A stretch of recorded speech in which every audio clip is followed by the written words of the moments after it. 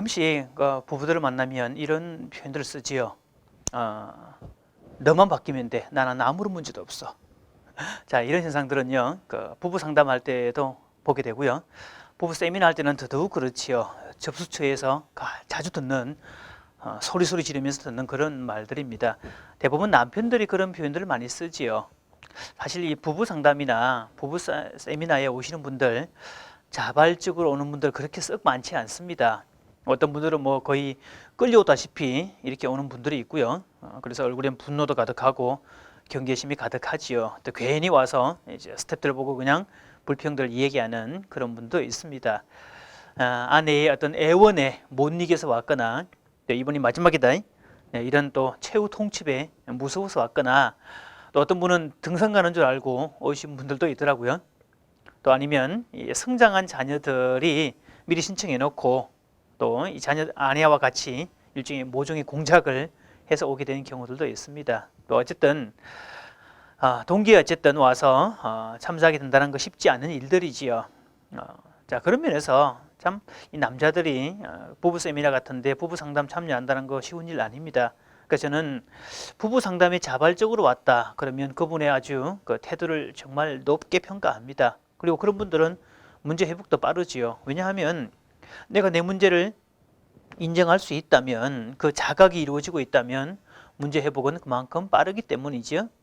자, 사람들은 행복한 가정의 어떤 특징을 얘기할 때 문제 유무에 초점을 둡니다. 문제가 있다 없다. 뭐 그래서 제가 가끔씩 부부 전문가입니다, 가족 상담 전문가입니다, 그런 소개를 할 때 저희 가정은 아무 문제 없는데요 라고 응답하는 분들이 들어있지요. 근데 사실 그 말은 스스로가 우리 가정은 문제가 있습니다 라고 말하는 오히려 역설적인 표현이 된다는 거지요. 또 사람들은 또 행복한 가정은 아무런 문제가 없다라고 생각을 하는데요, 절대 틀린 말입니다. 그러니까 문제 유무가 절대 행복과 불행을 결정짓는 조건은 아니다. 그러니까 행복한 가정도 문제는 있습니다. 문제가 있지만 그 있는 문제를 어떻게 풀어가는가가 큰 행복이 된다는 거지요. 또 생긴 문제를 하나하나 풀어가는 그 작은 일들이 정말 나중에 돌이켜보면 추억이 되고 그때가 정말 행복했던 순간이라는 것을 깨닫게 되지요.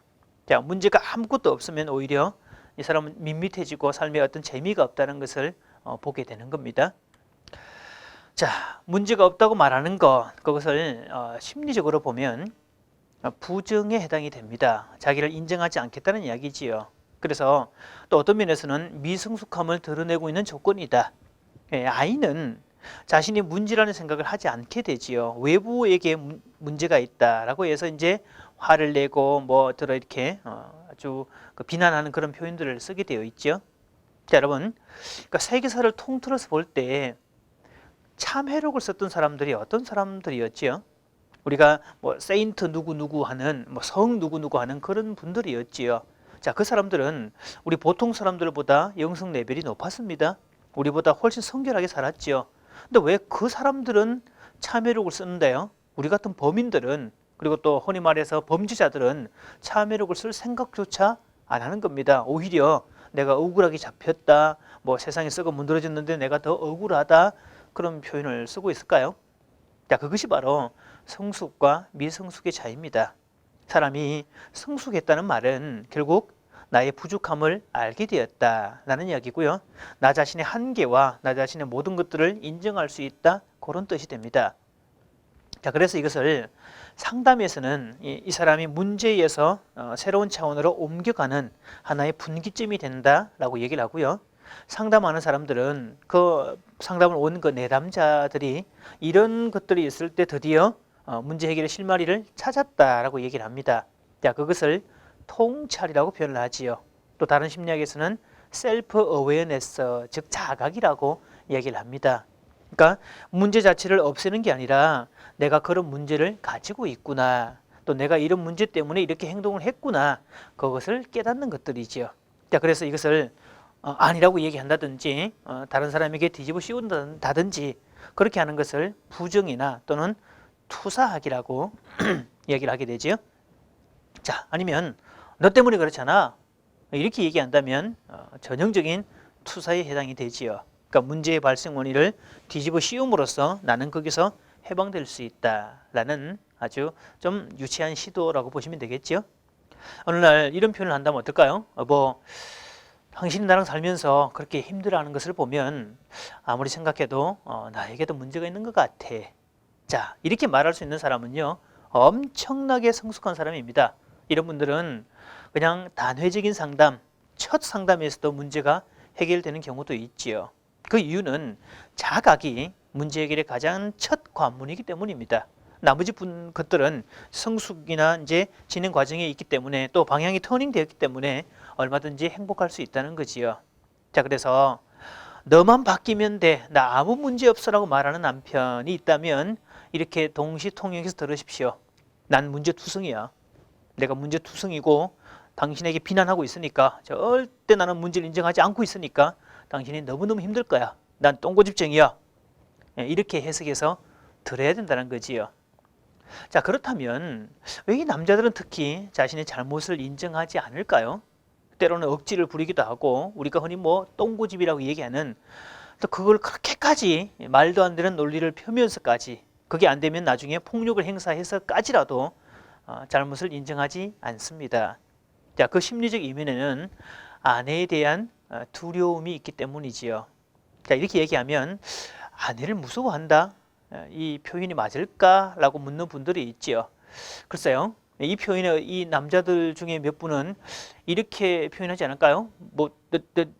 내가 마누라를 무서워한다고 하나도 안 무서워.